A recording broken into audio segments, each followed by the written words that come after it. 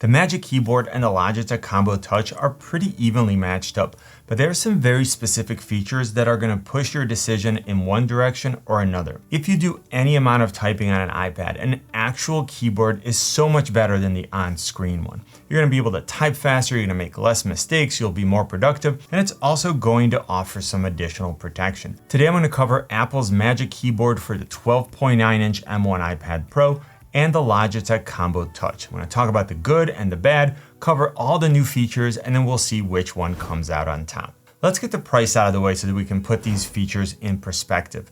For the 11-inch models, the Magic Keyboard costs $300 and the Logitech Combo Touch is $200. If you're looking at the 12.9-inch size, which is what I have right here, then the Magic Keyboard is $350 and the Combo Touch is $230. This is a fairly significant difference, and if you get the Combo Touch, you could fund a second generation Apple Pencil just by adding an extra $10. But you're probably not shopping on price alone, or you would have already just bought the less expensive option. So let's get to the important features. Starting out with typing experience, both are actually quite good. In terms of the size and the distance between each key, they're virtually identical, and both feature an inverted T layout for the arrow keys. Now, because I'm using the larger iPad Pro, both are very comfortable to type on, but the feel and the sound of the keys are quite different. The keys on both boards have 1mm of travel, but the Magic Keyboard keys seem more responsive and they bounce back more quickly. The Combo Touch almost feels like there's a little too much dampening at the bottom, and I found myself pressing those keys harder, which led to more fatigue. As far as the sound, the Magic Keyboard keys have a more hollow sound to them, and the Combo Touch keys have a higher pitch, which sounds more clicky. Personally, I know it's strange, but I really like a clicky keyboard, and I know that this is a pretty divisive issue, so here's a sound test.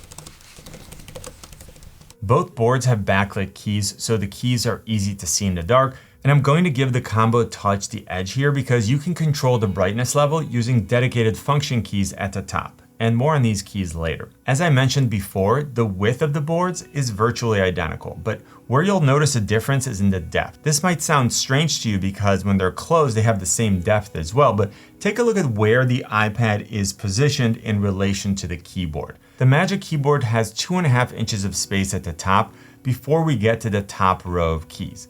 The Combo Touch only has about 1.25 inches of space, and you can look at this as a pro or a con. The Magic Keyboard brings the iPad Pro closer to you, so it feels like a slightly more immersive user experience. The downside is that there's a lot less space at the bottom of the board, and there's a lot less room for your hands to rest on. So I find that when I type, my hands end up resting right on the edge of the keyboard, whereas on the Combo Touch, I have plenty of space to comfortably rest my hands. I use my iPad Pro on my desk, when I'm sitting on the couch, or laying in bed. And in all those situations, I prefer a larger wrist rest. Now let's talk about the ergonomics of the boards and take a closer look at the different modes and orientations that each keyboard supports.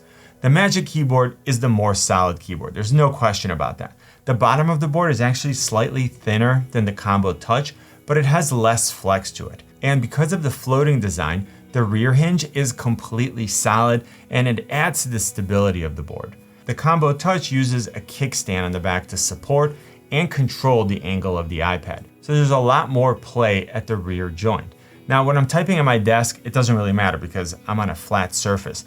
But if I have the board on my lap, I would definitely prefer the more solid construction of the Magic Keyboard. This difference also has other implications. So the Magic Keyboard requires less space when you're working at a desk because the footprint is essentially the same as the size of the iPad Pro. With the Combo Touch, depending on the angle that you want it at, you'll need at least an additional few inches. This also makes it harder to use it on your lap because you really need to have it right up on your body to have room for the kickstand.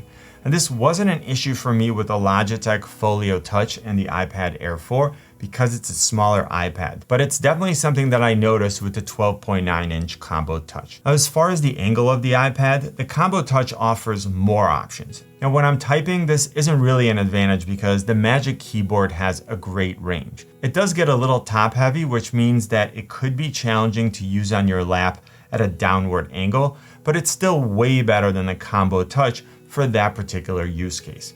Now, as soon as you move beyond typing, the Combo Touch is clearly the more versatile option. First, you can disconnect the keyboard and then use the iPad in tablet mode while still having protection on the back of the iPad.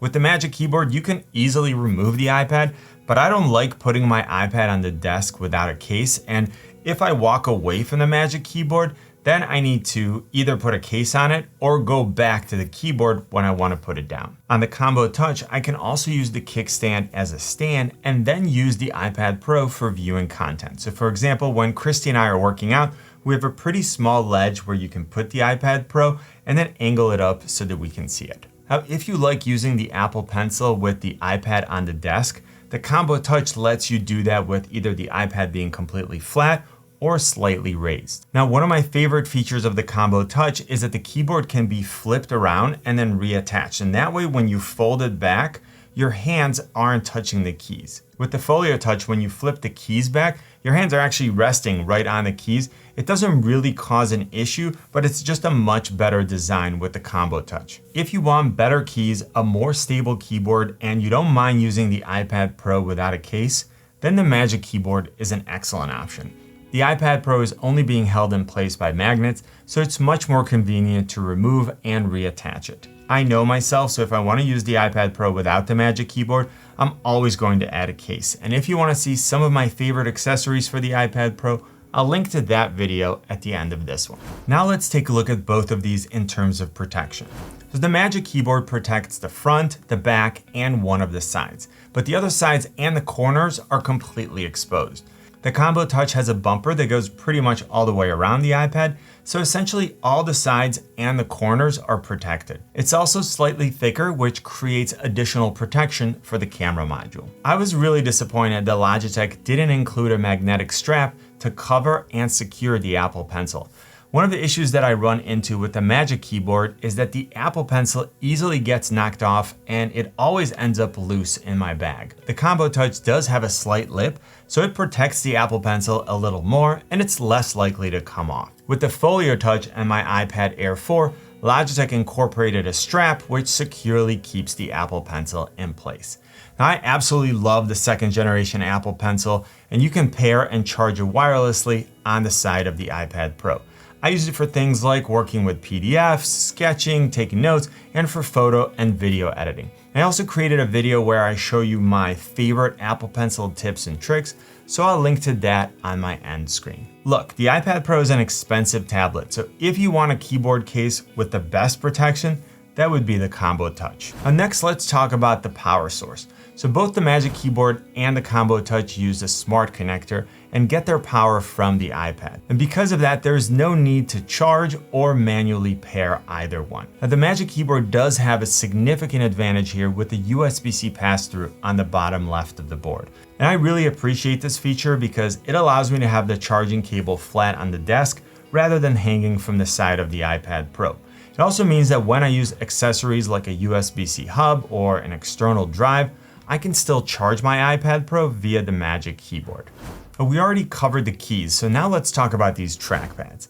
Now here Logitech has made big improvements, and unlike the previous models, it has a click anywhere design. It requires less force to actually click on it, and it's much larger than the trackpad on the Magic Keyboard. Having said that, the trackpad on the Magic Keyboard clicks perfectly everywhere, and it feels slightly more responsive than the one on the Combo Touch. So in my opinion, it's still the best trackpad that I've used on any keyboard case, but the margin is definitely closed up quite a bit. A quick tip, if you get the Combo Touch, head over to Settings, General, Trackpad, and then change the tracking speed to the fastest setting. While I'm there, I also like to enable tap to click because that's how I use my MacBooks and the Magic Trackpad. The two trackpads fully support gestures, so you can maximize productivity. Both are accurate and responsive, and both contribute to a laptop-like user experience. Like I said, the trackpad on the Magic Keyboard is my favorite, but it's now only by a very slim margin. Next, let's get to one of my favorite features of the Combo Touch,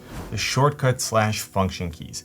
You'll notice that each key on the top row has a dedicated function. We've got everything from a home or escape button, display brightness controls, a key to show and hide the on-screen keyboard, keyboard brightness controls, spotlight search, multimedia controls, volume controls, and a key to lock the iPad Pro. I use these keys all the time, so if I'm watching a video and taking notes, I can easily pause the video without having to move my hands from the board. If I'm listening to music and I get a phone call, I can quickly mute the iPad Pro. And I can easily change the display brightness without having to bring up the control center. Now, not having this functionality on the Magic Keyboard isn't a deal breaker for me, but for how I use the iPad Pro, having them definitely contributes to a more streamlined user experience. If you want a floating iPad, you want a sleek and minimalistic design, which is now available in white, you want less moving parts, a USB-C pass-through for charging, a better typing experience when the keyboard is on your lap, if you don't mind using the iPad Pro without protection when it's not attached to the keyboard, and you've got $350 to spend, then the Magic Keyboard is an excellent option. If, on the other hand, you prioritize various modes for typing, sketching, using the Apple Pencil, viewing content, and reading, if you want more protection, a larger trackpad, and an incredibly convenient row of shortcut/function keys, and you want to save $120, then grab yourself a Logitech Combo Touch. I have links in the description to all the products that I talked about. Click on my face to subscribe and then watch one of these videos. You know what I always say? Buy it nice or buy it twice. Good luck and see you soon.